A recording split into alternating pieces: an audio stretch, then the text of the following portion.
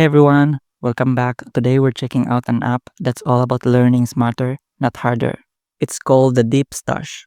If you love quick insights, self-improvement tips, or just want to pick up new ideas every day, this app might be exactly what you need. So what is Deepstash? Think of it as a personal library of ideas. Instead of long articles or books, it breaks down knowledge into short, bite-sized notes called stashes.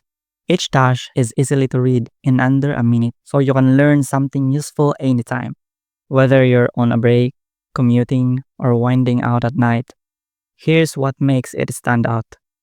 You can explore thousands of topics, from productivity and psychology to business and health. The app personalizes your feed, so the more you use it, the smarter it gets, showing you what matters most. You can save your favorite ideas into collections, almost like building your own digital notebook. And if you're feeling creative, you can even share your own insights with the community.